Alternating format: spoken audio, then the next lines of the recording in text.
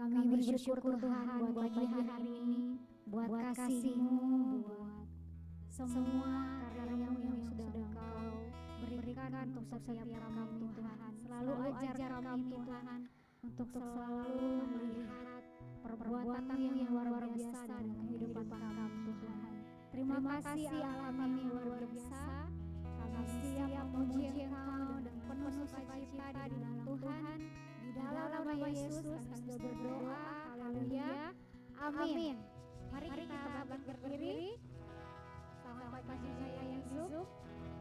Shalom. Shalom. Oke, baik ya. Mari kita dengan sukacita kita mau memuji Tuhan kita.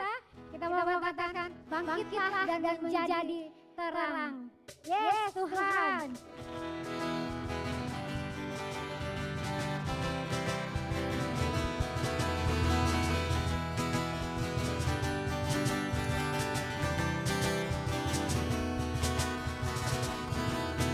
Bangkitlah menjadi terang, bercahayalah umat pilihan Allah, berjalanlah perbuatan yang baik dan kemuliaan Bapa di surga.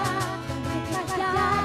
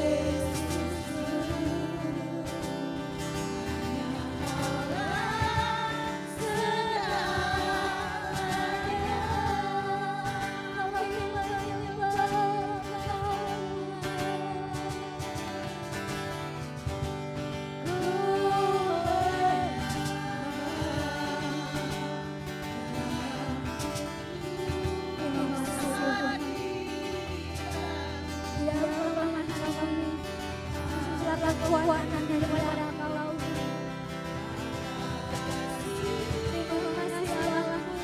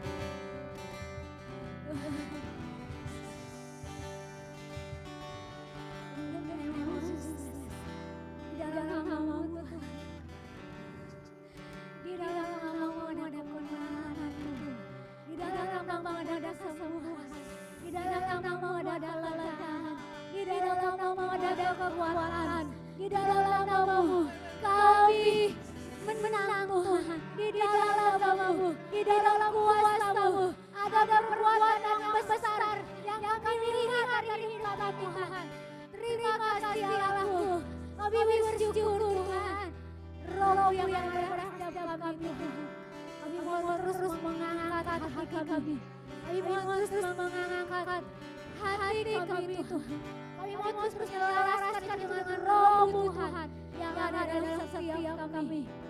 Yesusku, ini setiap kami Tuhan, kami datang dengan segala ucapan syukur berhadapan-Mu Tuhan. Terima kasih, glory bagimu, glory bagimu Tuhan. Yesusku, Yesusku, Kau layak Tuhanku, kami bermazmur bagimu Tuhan.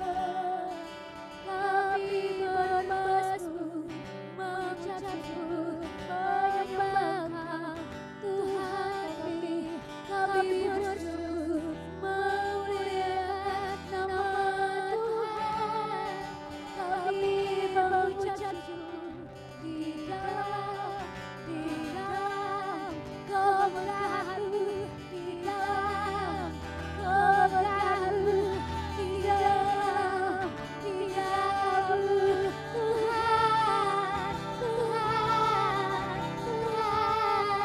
Tuhan.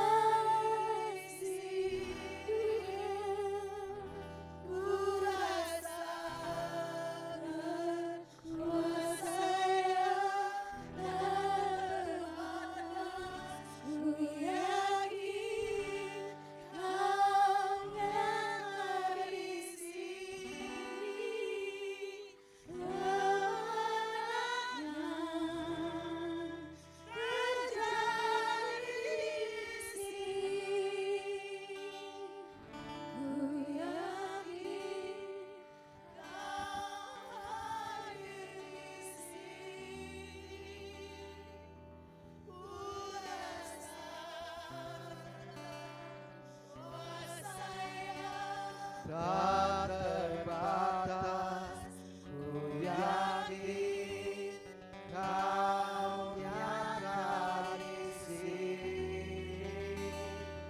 Kemenangan terjadi.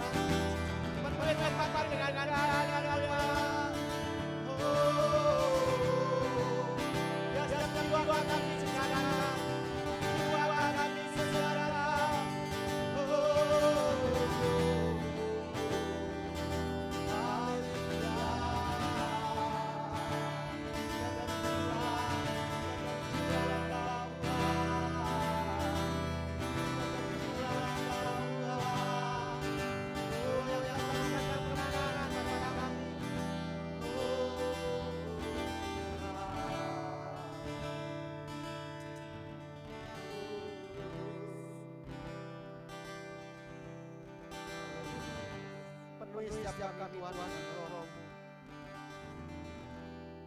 Bawa kami masuk lebih lagi Tuhan, lebih dalam lagi Tuhan, ke tempat kudus-Mu. Bawa kami sampai kami memandang pada wajah-Mu Tuhan.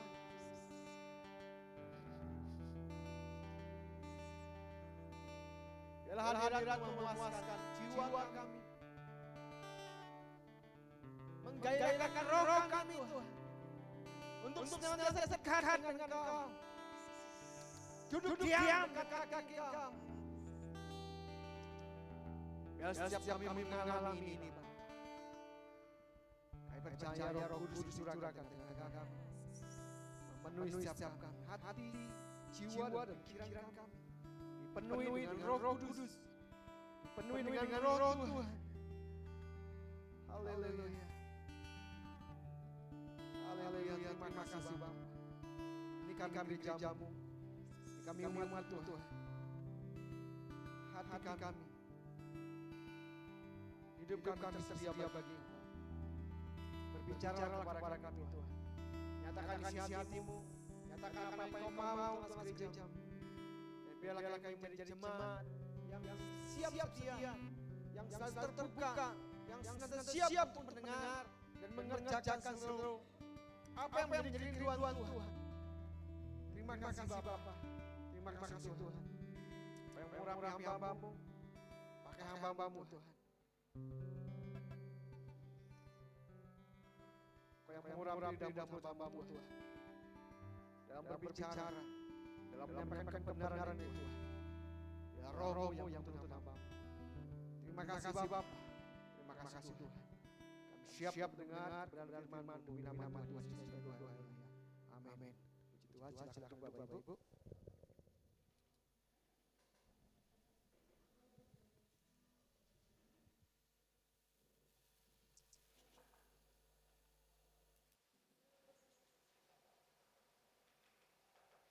Shalom Bapak Ibu. Shalom. Ya, puji Tuhan. Kita akan mendengar firman Tuhan. Ya, saya juga menyapa shalom untuk saudara kita yang di luar kota yang terhubung dengan Zoom. Ya, pagi ini kita akan sama-sama menikmati firman Tuhan. Kita akan belajar firman Tuhan.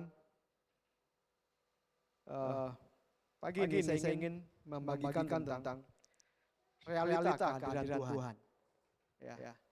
Saya percaya bahwa yang dinantikan oleh setiap orang adalah ketika beribadah adalah Tuhan hadir di tempat ini. Amin.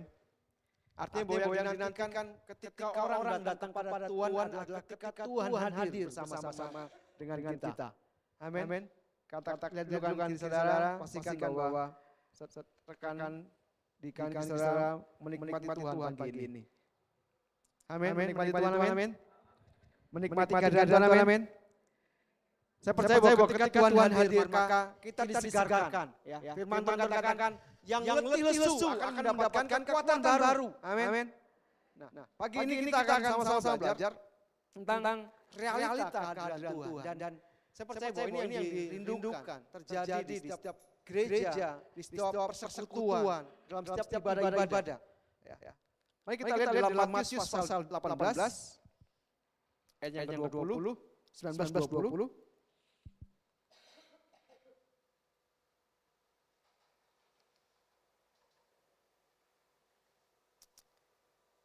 Ya, Matius pasal 18 ayat 19 dan 20.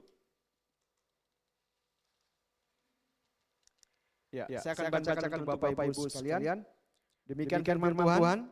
Dan lagi aku berkata kepadamu, jika dua orang daripadamu dunia ini sepakat meminta apapun juga, permintaan mereka itu akan dikabulkan oleh Bapakku yang di surga. Sebab di mana dua atau tiga orang berkumpul dalam namaku di situ aku ada di tengah-tengah mereka. Saya ulang ayat 20.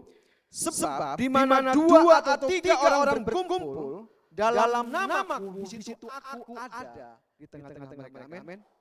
Ini jadi firman Tuhan katakan jika dua tiga orang berkumpul dalam namaku di situ aku ada di tengah-tengah mereka. Ya. Saya percaya bahwa ini juga yang dirindukan Tuhan terjadi atas umatnya. Bagaimana Tuhan selalu hadir di tengah-tengah umatnya. Karena ketika Tuhan hadir di tengah-tengah umatnya, mujizat terjadi. Amin. Ketika Yesus hadir, kesembuhan terjadi, pemulihan terjadi, pengharapan terjadi. Orang yang mungkin datang dengan ketakutan, dengan kekhawatiran. Ketika dia masuk ke dalam sebuah pertemuan ibadah dan hadirat Tuhan menguasai hidupnya, maka ada yang namanya pemulihan, akan terjadi namanya pengharapan dalam Tuhan. Ya. Bapak Tuhan, di akhir-akhir ini, kalau kita melihat bagaimana banyak gereja-gereja coba membuat cara supaya jemaatnya betah di gereja. Ya. Jadi ada berbagai banyak gereja membuat supaya jemaat itu ketika ada antusias ke gereja, ya dengan berbagai cara. Halnya mungkin dilengkapi dengan peralatan musik yang lengkap. Ya, ada singer, ada WL yang luar biasa, ada tamborin yang mungkin yang hadir, belum lagi nanti ada lightingnya yang begitu luar biasa, gitu ya. Ada banyak gereja membuat bagaimana suasana di gereja dibuat senyaman mungkin, membuat orang betah, membuat orang hibur. Kira-kira salah nggak begitu Bapak Ibu? Nggak salah ya. Boleh kita punya uang, boleh. Tapi pertanyaannya, apakah hadirat Tuhan ada? Yang pertanyaannya adalah ketika musik lengkap, ketika lightingnya bagus, ketika WL-nya bagus, ketika singernya bagus, ketika ada tamborin, ada tari-tarian, ada hadirat Tuhan di sana. Karena sebuah ibadah dikatakan berhasil adalah ketika Tuhan hadir di tengah-tengah kita. Amin.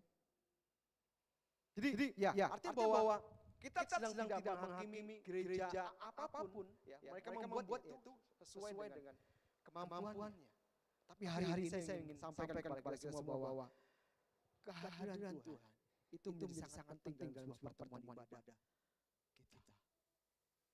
Karena ketika Tuhan hadir, saudara mengalami namanya perjumpaan secara ilahi dengan Tuhan. Ada orang yang datang dengan masalah.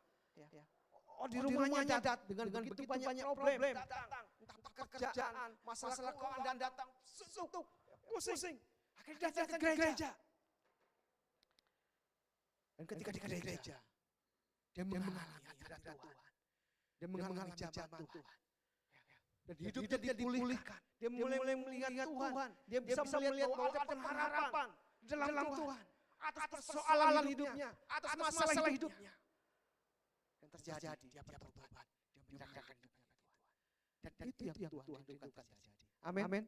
Nah, di sini mari kita lihat tentang dari Matius 18:20 ini dikatakan bahwa sebab di mana dua tiga orang berkumpul dalam namaku, di situ aku ada di tengah-tengah mereka.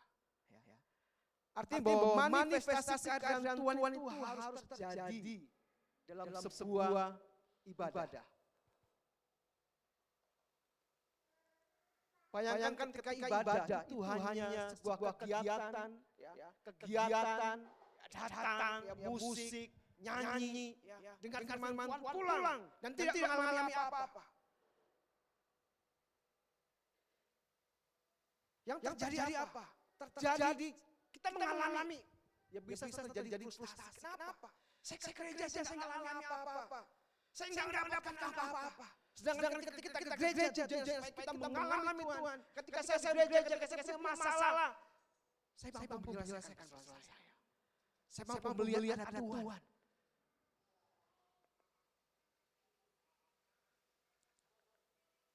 Dari Matius 18 ayat 20 ini kita sama-sama belajar, kita lihat bahwa manifestasi kehadiran Tuhan akan terjadi.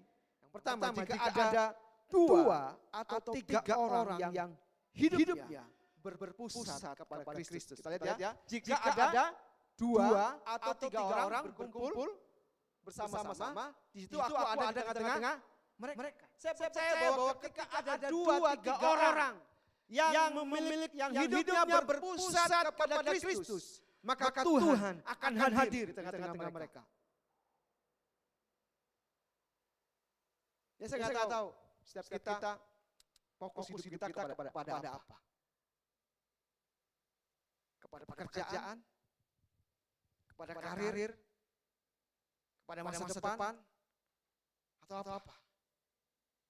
Tapi hari-hari ini Tuhan mengingatkan kepada kita.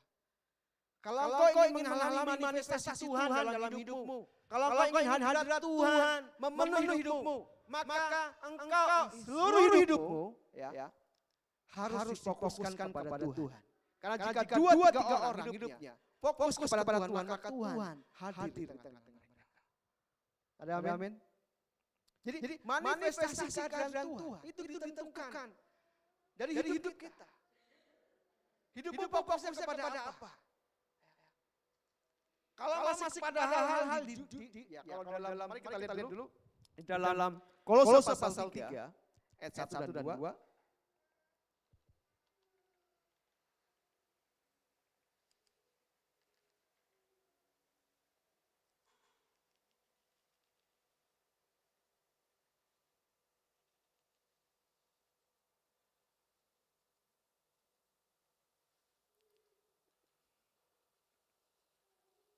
Ya, Kolose pasal yang ketiga.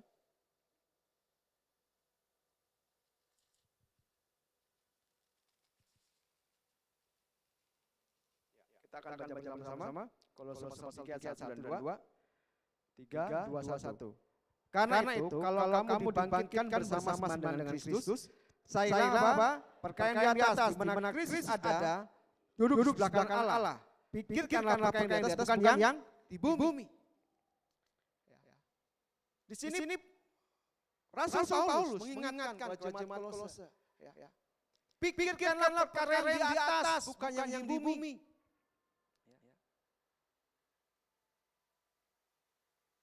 Artinya bahwa Rasul Paulus sedang mengingatkan kepada jemaat Kolose bahwa hidupmu untuk senantiasa tertuju kepada Tuhan. Dan saya percaya bahwa manifestasi kehadiran Tuhan itu akan dirasakan oleh orang-orang yang belajar memikirkan perkara-perkara yang di atas. Ketika dia mulai belajar untuk hidupnya tertuju kepada Tuhan, Artinya mengandalkan Tuhan sepenuhnya atas hidupnya. Dia mengandalkan Tuhan atas pekerjaannya. Dia mengandalkan Tuhan atas masa depannya. Dia mengandalkan Tuhan atas rumah tangganya. Maka manifestasi kehadiran Tuhan akan dialami, akan dirasakan dalam hidupnya. Ada amin? Ya, jadi Bapak Ibu saya Tuhan, manifestasi kehadiran Tuhan akan terjadi ketika ada 2-3 orang yang hidupnya berfokus kepada Tuhan.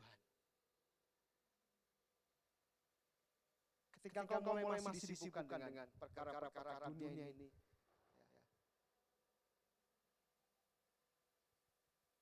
mari kita minta kepada Tuhan,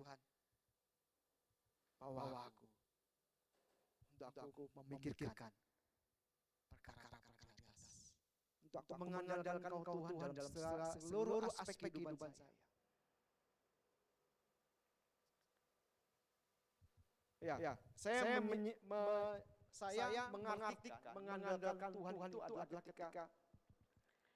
ketika saya belajar tidak takut menghadapi keadaan. Ya, saya coba mengartikan mengandalkan Tuhan adalah ketika saya tidak takut dengan keadaan. Ya, saya pernah ketika diperhadapkan dengan situasi yang membuat saya takut. Ya memang secara manusia takut gitu ya. Tapi kalau saya takut berarti saya sedang mengandalkan kekuatan saya sendiri.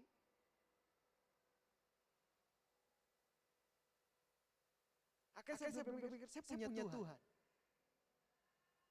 Walaupun persoalan yang sedang saya hadapi, bagi saya, menurut kadar saya, itu cukup berat.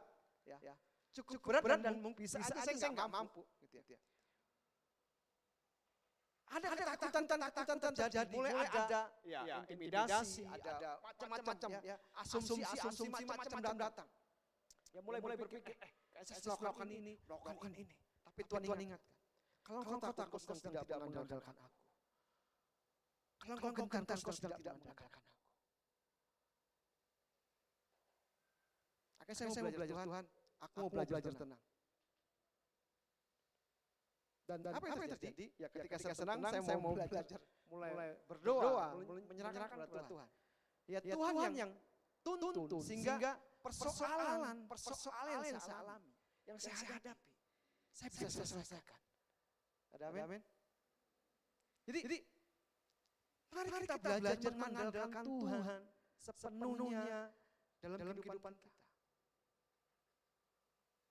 Karena ya ketika saudara mengandalkan kekuatan saudara akan mengalami banyak kekhawatiran di situ terjadi. Ketakutan, bagaimana dia?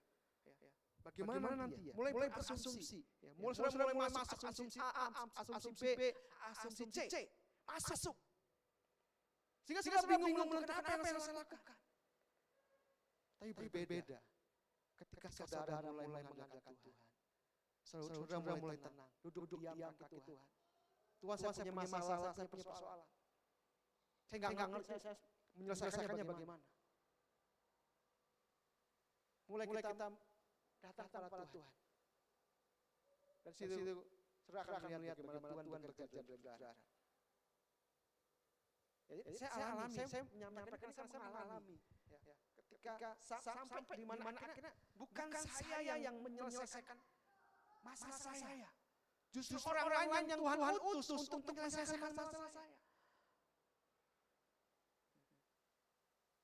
Karena itu Bapak sekalian Tuhan, mari untuk setiap kita mengalami manifestasi kehadiran Tuhan dalam hidup kita. Mulai arahkan hidup kepada Tuhan. Andalkan Tuhan dalam seluruh aspek hidupmu. Mungkin kau sedang punya masalah dengan pekerjaan. Atau mungkin kau sedang ada dalam situasi tertekan. Persoalan yang lain. Berdiam diri, letakkan. Dan datanglah kepada Tuhan. Tuhan, aku mau. Engkau bertindak.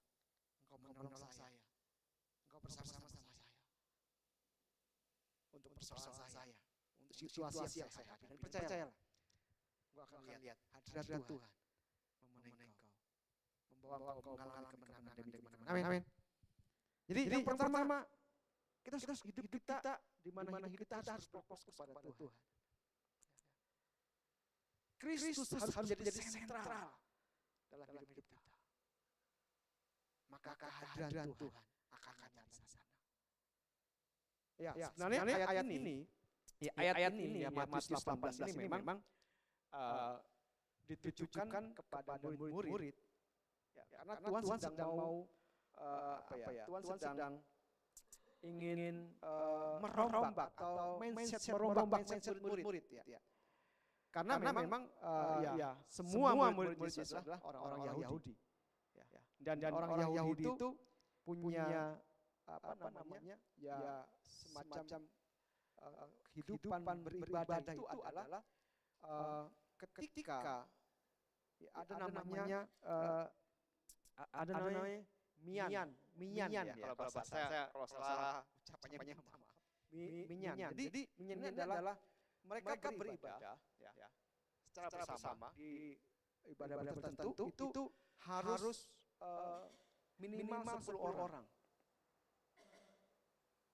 Minimal 10 orang ya. Atau quorum, bisa quorum itu kalau 10 orang laki-laki dewasa di atas 13 tahun. Tuhan sedang mau merombak cara berpikir mereka bahwa kalau kita mau datang Tuhan, kalau jumlahmu nggak cukup, ya Tuhan nggak bisa hadir karena ketentuan ya dalam bangsa Yahudi kalau mereka beribadah dalam sebuah pertemuan besar hari tertentu, mereka harus pertemuan berjamaah lah. Itu harus 10 orang ya dewasa yang umurnya 13 tahun ke atas. Artinya kalau tidak sampai 10 mereka tidak bisa beribadah. Tidak quorum namanya. Ya kalau sekarang dipakai untuk teman-teman rapat ya quorum ya 51.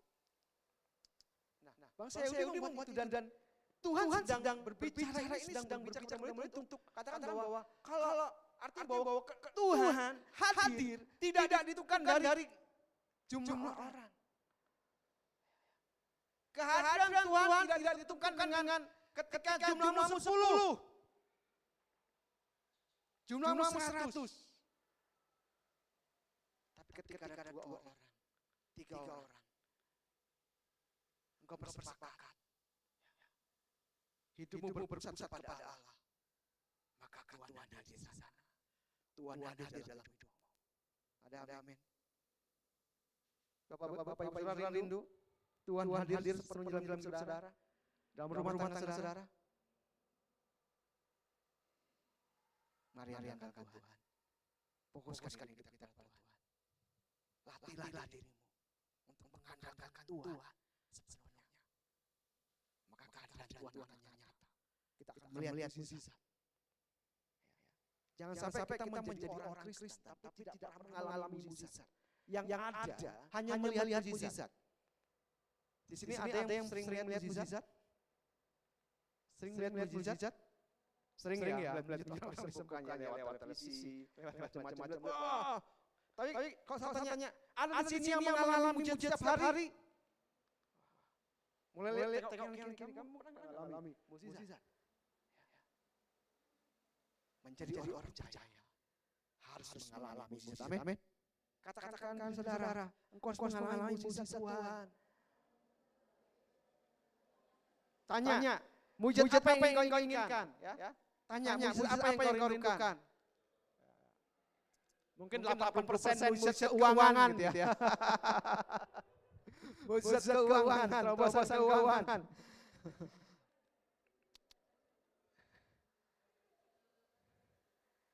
Iya, menjadi orang percaya harus mengalami mukjizat Tuhan. Jangan hanya melihat mukjizat Tuhan, tapi mengalami mukjizat Tuhan. Itu harus kita alami. Jadi Bapak Tuhan, yang pertama bahwa manifestasi kehadiran Tuhan itu ditentukan ketika ada 2 atau 3 orang yang hidupnya berpusat pada Tuhan. Yang hidupnya berfokus pada Tuhan. Yang mulai belajar memikirkan perkara-perkara yang di atas, bukan yang di bumi. Maka dia akan mengalami manifestasi kehadiran Tuhan dalam hidupnya. Yang kedua, Ya, kita lihat di dalam Kolose, kita baca ayat yang ketiga.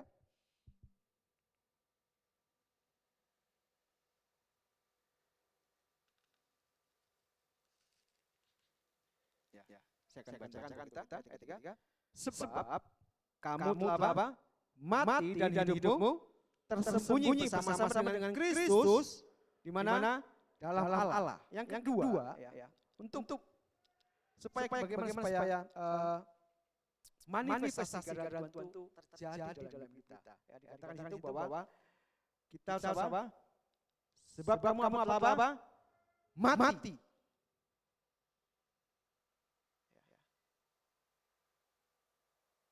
Kita harus mati, Bapak Ibu sekalian Tuhan.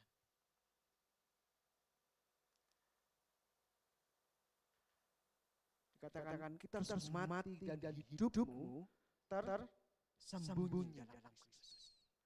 Artinya tidak ada lagi kita dalam hidup kita. Yang ada adalah Kristus. Tidak kelihatan lagi manusia diri kita. Tapi yang kelihatan dalam kita adalah Kristus.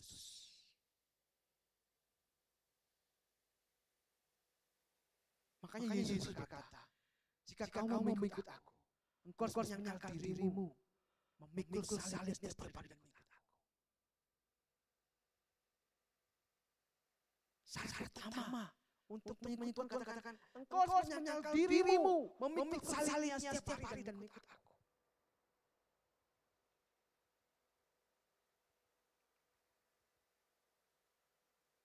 Amin. Siap Bapak Ibu?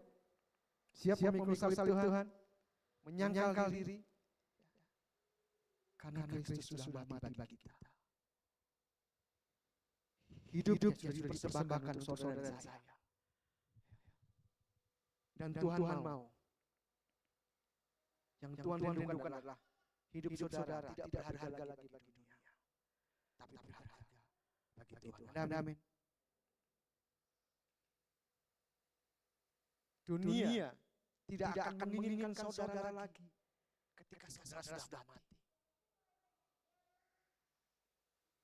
Ada di sini yang punya hewan peliharaan? Ada? Punya kucing, punya anjing, punya ayam. Seandainya kucing saudara mati, saudara masih menginginkan kucing saudara? Masih saudara menginginkan kucing yang mati, yang sudah mati? Ada? Ketika saudara punya anjing, tiba-tiba anjingnya mati, sudah mati, saudara masih menginginkannya.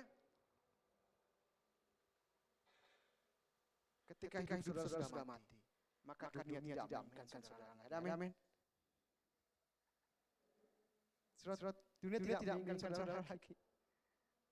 Tapi Allah sangat-sangat menginginkan saudara. Itu mari Bapak Tuhan, kita mengerti, kita merenungkan ini.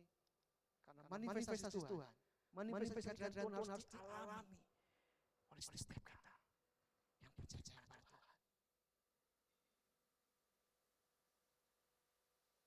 Dan saya percaya bahwa kerinduan Tuhan, bagaimana seluruh kehidupan Tuhan itu dinyatakan dalam kehidupan saudara. Kebesarannya, kekuasaannya itu dinyatakan dalam kehidupan saudara.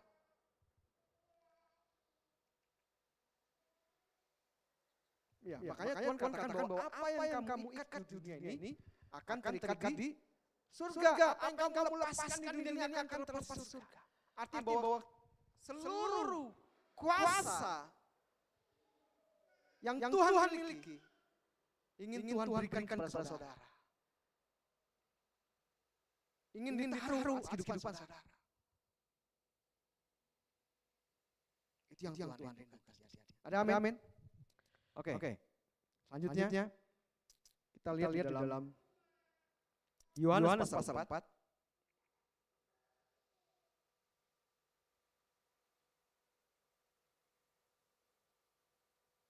Yohanes pasal 4 ayat 23 dan 24.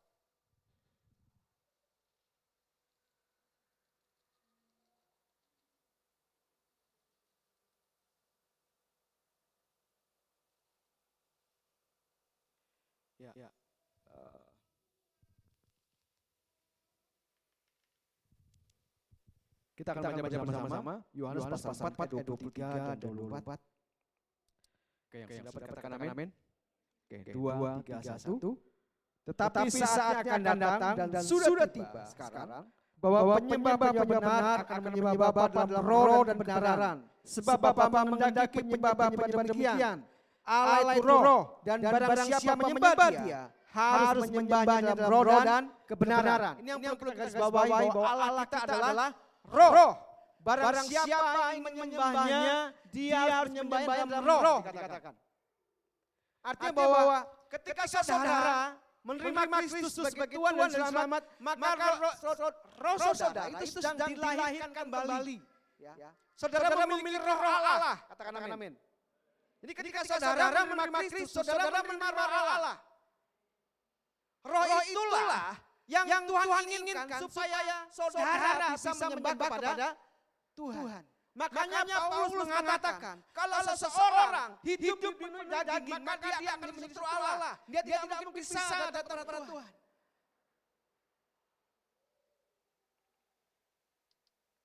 Berbeda ketika hidupnya dipimpin oleh roh. Ya, saya pernah memberikan ilustrasi waktu kami lagi satu di rumah dengan anak. Saya bilang saya bandingkan dukun itu dia kan berhubungan dengan roh juga ya. Betul enggak? Ya kan? Tapi rohnya roh jahat gitu ya.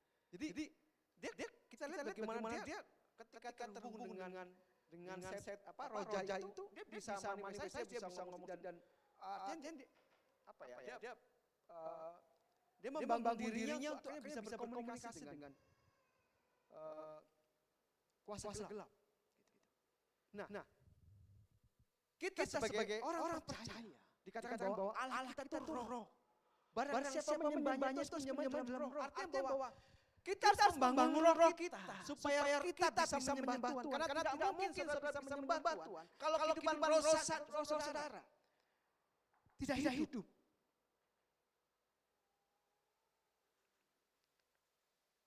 Nah, di sini katakan bahwa saatnya akan tiba di mana saya baca ya, maaf. Ayat 23.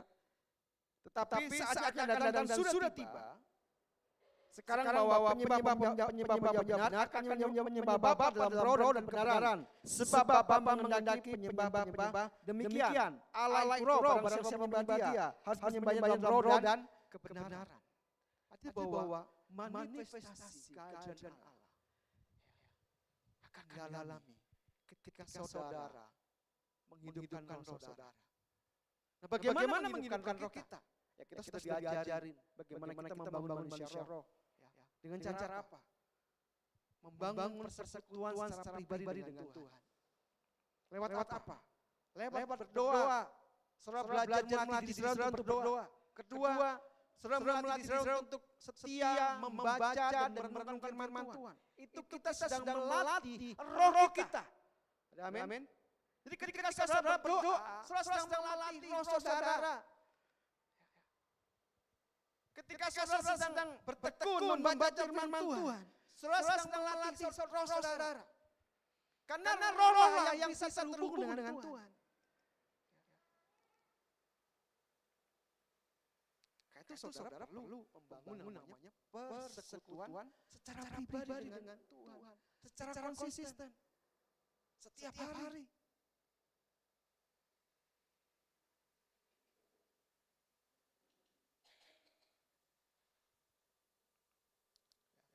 Dikatakan Allah itu roh dan barang siapa menyembah Dia harus menyembahnya dalam roh dan kebenaran. Jadi ada roh dan kebenaran. Nah, kebenaran di sini berhubungan dengan hidup kita. Makanya tadi Yesus katakan bahwa di Matius katakan bahwa jika kau mengikutku, kau harus menyangkal dirimu, memikul salibnya setiap hari dan mengikut aku. Jadi jelas Tuhan sedang mau mengajar kepada kita. Kalau engkau mau datang kepadaku, kalau engkau mau terhubung dengan aku, latih rohmu untuk terus bisa bersama-sama dengan Tuhan. Yang kedua, hidup dalam kebenaran. Latih tubuh saudara melakukan kebenaran. Latih pikiran saudara melakukan kebenaran.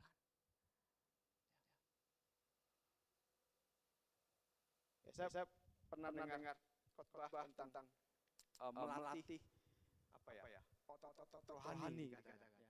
Rupanya roh kita itu perlu juga dilatih ya untuk supaya kuat gitu ya. Jadi dikatakan bahwa pergumulan atau persoalan yang dihadapi, yang mungkin sedang kita hadapi, itu bagian dari mana kita sedang melatih otot rohani kita.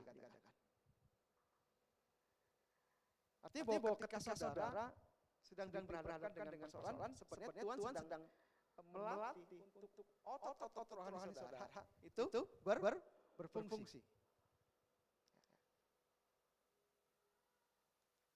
Dan saya percaya bahwa ya, memang Tuhan izinkan itu terjadi. Jadi kalau misalnya ada di antara saudara hari ini, engkau terlibat dalam sebuah persoalan yang engkau belum bisa selesaikan, percaya bahwa Tuhan sedang melatih engkau untuk otot rohanimu berkembang. Amin. Untuk kamu menjadi apa? Menjadi kuat. Tuhan sedang menginginkan engkau menjadi orang yang kuat. Sehingga ketika ada badai,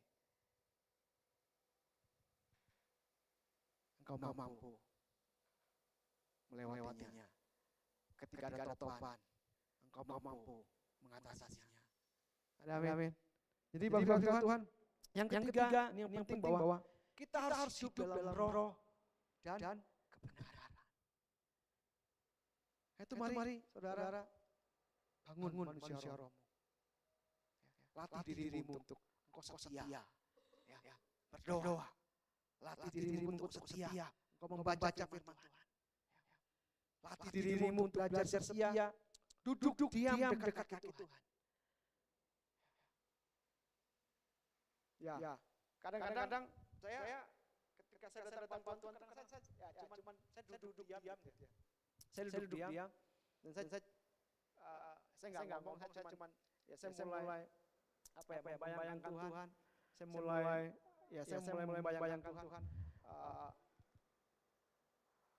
Apa yang saya rindukan gitu ya. Karena ya ketika saya mulai pertama kali saya mengenal Tuhan, ya saya merindukan bagaimana hidup saya itu dipersembahkan bagi Tuhan. Makanya dulu waktu ketika saya bertobat, ketika pemimpin kita di Jakarta membagikan tentang misi, tentang jiwa-jiwa, tentang orang-orang di pedalaman, Tuhan berbicara kepada saya. Waktu itu saya tidak banyak berpikir, saya bilang, Tuhan saya mau persembahkan hidup saya kepada Tuhan. Waktu saya masih muda, masih umur 22 tahun, bukan 23 tahun. Saya waktu itu masih kelihatan banget kayak anak-anak waktu 23 tahun. Dan saya ambil keputusan, saya mau melayani. Saya mau persembahkan hidup saya kepada Tuhan. Saya nggak tahu waktu ketika saya diutus saya disuruh Kalimantan itu, saya nggak tahu daerahnya seperti apa. Dan ketika saya datang, saya takut karena ya tengah hutan, penduduknya sedikit, jarang-jarang, sendirian. Saya juga nggak tahu apa yang saya mulainya bagaimana untuk melayani mereka. Saya nggak punya, walaupun memang dibekali untuk bagaimana melayani kontekstual. Dibekali main kontekstual. Kalau bertemu dengan orang-orang undiscipled seperti apa, dibekali. Tapi ketika saya menghadapi, ketika saya lihat kondisinya, Tuhan, saya mengatakan balik ya. Tapi Tuhan bicara, jangan.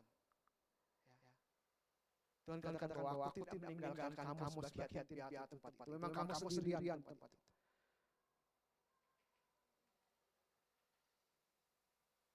Dan memang ya 1 bulan pertama stres saya di tempat itu. Di tempat saya stres. Bahasa nggak sama. Ya, bayangin saudara, bahasa nggak sama. Walaupun memang ada bahasa Indonesianya ada bisa juga gitu. Tapi nggak nyambung gitu. Kalau gimana sih kita ngomong nggak nyambung gitu ya? Kita cuma dengar terus bahasa nggak sama. Makanan apa lagi nggak sama. Pernah saudara disuguhi makanan ya maaf ya kalau ada dari suku budaya. Jadi kalau di suku budaya itu karena nggak ada kulkas ya, karena nggak ada kulkas di sana, itu mengawetkan makanan itu digaramin taruh di dalam bambu. Itu bisa bertahan sampai sebulan, 2 bulan, sampai 6 bulan. Saya bisa bayangin saudara, makanan itu yang disuguhkan kepada saya. Waktu saya awal-awal datang ke sana. Karena bagi suku tersebut ya artinya bahwa kalau saya dianggap saya tamu kehormatan mereka, maka itulah yang disediakan bagi saya. Mau nolak? Bayangkan kalau nolak makanan itu bagaimana saudara? Saya berpikir, Tuhan, apa yang harus saya lakukan? Dan saya lihat dengan di depan mata saya sendiri, di depan bagaimana mereka mengeluarkan daging itu, ketika keluarkan, haleluya, baunya luar biasa. Dan saya harus makan. Saya harus makan.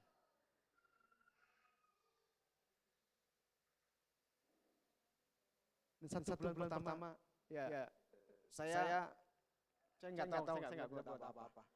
Bahkan nggak cuma itu ketika saya harus mengalami sakit, saya mengalami sakit seorang diri, nggak ada yang nolong saya.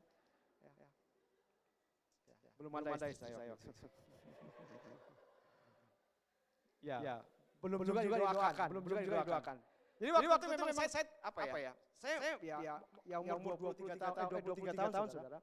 Umur 23 tahun. 23 atau 24 ya. Ya, saya nggak bisa bayangin apa yang saya lakukan di tempat ini. Bahasanya nggak nyambung, makanannya nggak nyambung, dan saya sendiri. Apa yang saya lakukan? Tapi Tuhan tidak pernah bisa gagal. Amin. Tuhan tidak pernah gagal. Tuhan boleh kirimkan orang-orang yang memang bisa berkomunikasi dengan saya. Ya saya siap, puji Tuhan. Saya diberikan seperti kayak keberanian atau untuk saya bisa ketika mereka bicara seolah-olah saya ngerti aja gitu. Tapi ada satu ketika fatal gitu ya. Fatal. Saya pikir saya anggap bahasa itu karena saya merasa bisa ini bahasa saya terjemahkan sendiri. Rupanya salah apa yang saya artikan. Dan terjadi kekacauan, hampir keributan. Hampir orang-orang itu hampir terjadi ya. Saya hampir diusir. Gara-gara saya salah mengartikan bahasanya gitu. Tapi itu tidak terjadi ya. Biar Tuhan menolong saya dan Tuhan mengerjakan semua dan ada buah yang harus dihasilkan di sana. Ada orang-orang yang ada orang bertobat, ada orang yang menyerahkan hidupnya bagi Tuhan, ada mujizat terjadi, orang sakit disembuhkan. Bahkan ketika ada orang mati, saya dipanggil. Ya walaupun nggak bangkit ya, udah mati nggak bangkit, tapi saya dipanggil.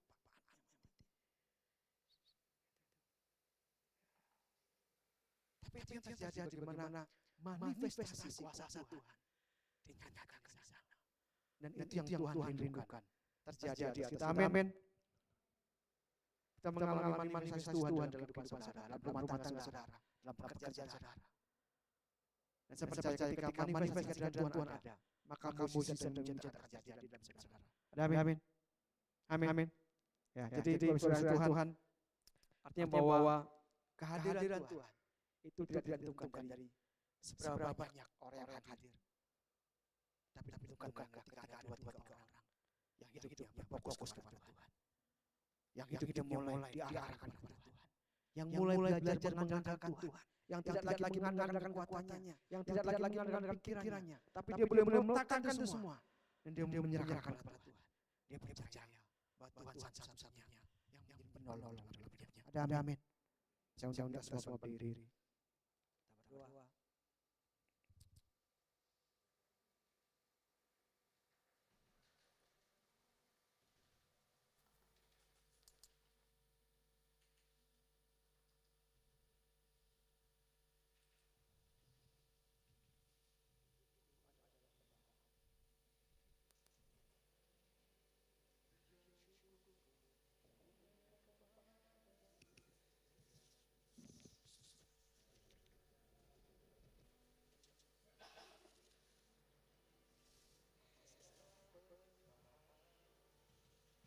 Mari kita teduhkan hati kita masing-masing.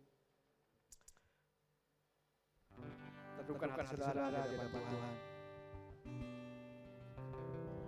Milikilah kerinduan untuk senantiasa duduk dekat kaki Tuhan. Milikilah kerinduan untuk senantiasa untuk berada di dalam hadirat-Nya.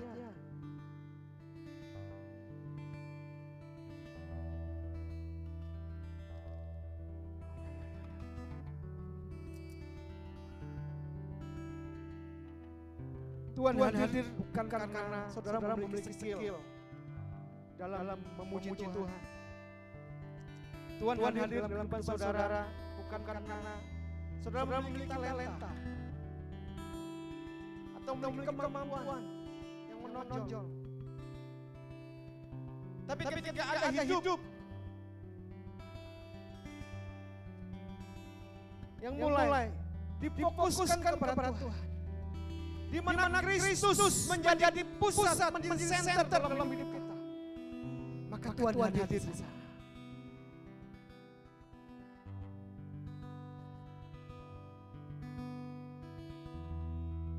Haleluya ya Tuhan.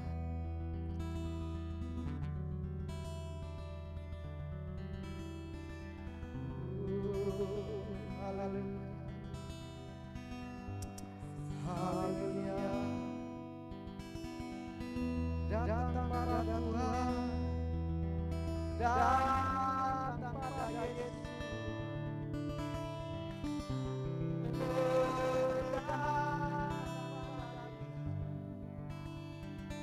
Serahkan hidup,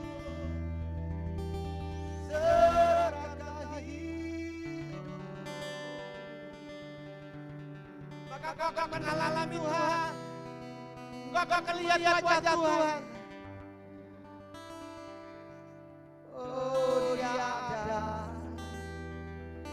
Dia nyata,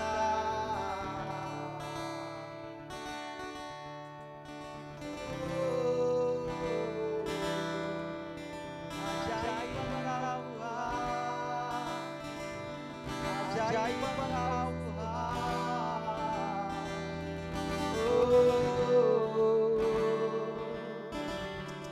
Haleluya.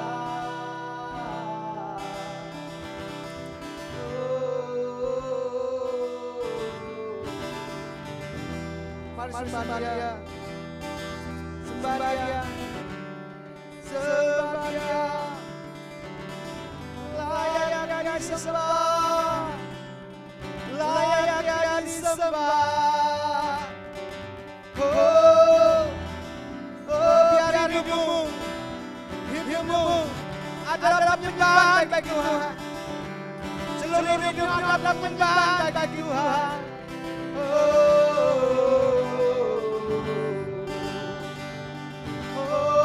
Hidupmu adalah penyembah yang menyembahmu dalam roh dan kebenaran.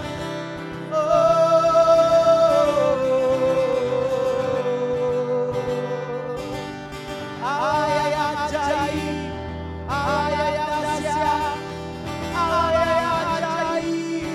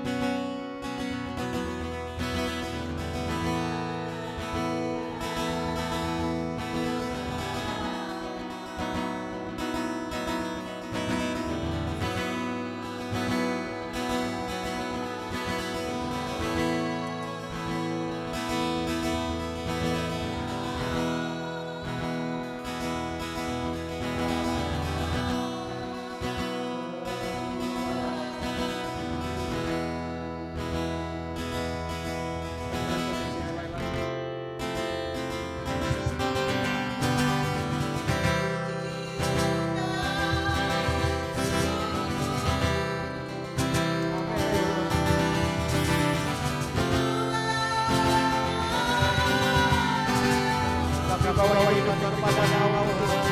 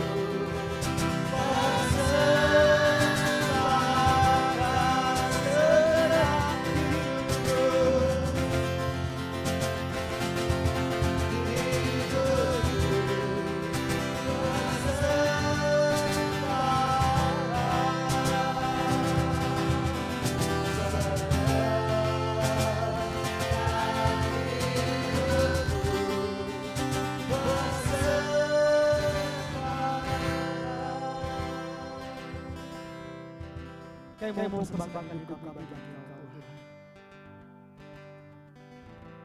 Yang terbaik bagi Engkau Tuhan. Yaitu ajar kami Tuhan. Ajar kami untuk kami hidup dalam roh dan kebenaran.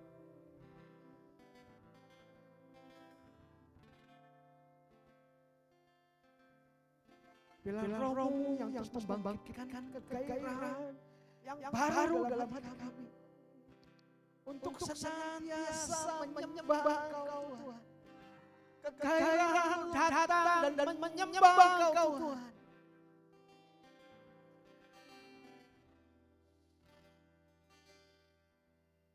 Dan biarlah hidup kami senantiasa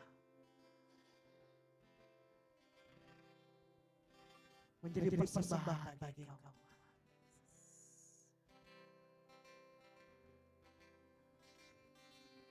Ini hidup kami Tuhan.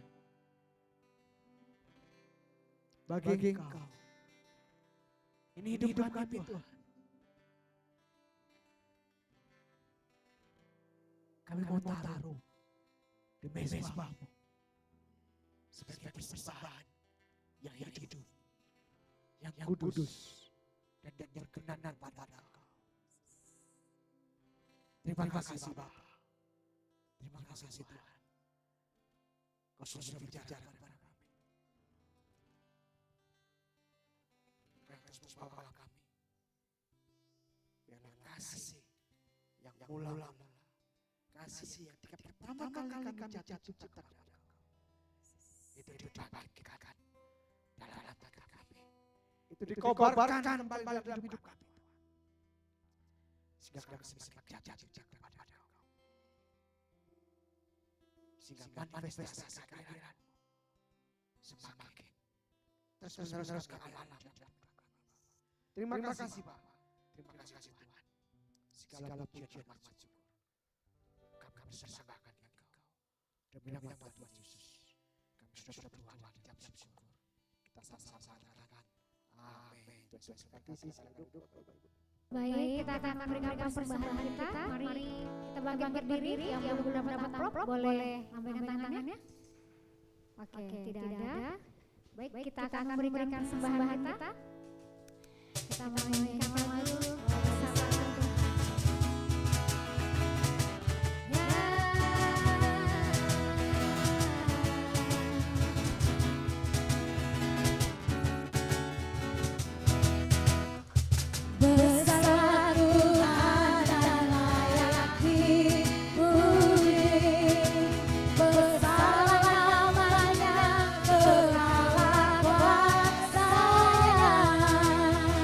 Aman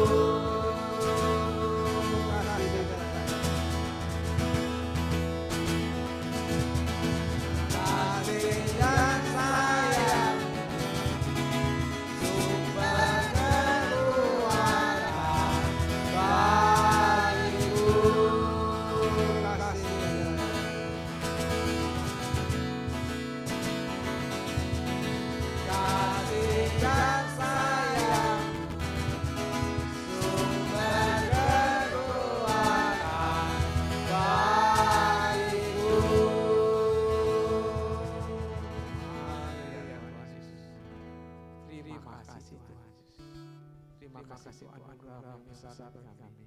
Terima kasih kasih sayang-Mu. Engkau yang menuntun kami Tuhan sampai saat ini Tuhan. Sehingga kami ada di tempat ini. Kami bersyukur kepada Tuhan Yesus. Kalau kami dalam kesehat dan kuat, dan kami dalam perlindungan oleh berkat Engkau. Terima kasih Tuhan anugerah-Mu yang Kau sudah sediakan bagi kami. Terima kasih Tuhan anugerah-Mu. Terima kasih untuk berkat yang Kau sudah sediakan. Kami bersyukur kepada Tuhan Yesus. Kau sudah memberkati kami. Kami menyembah dan roh dan benar. Terima kasih Tuhan Yesus. Terus bekerja atas kami. Terima kasih Tuhan, kami bersyukur kepada-Mu.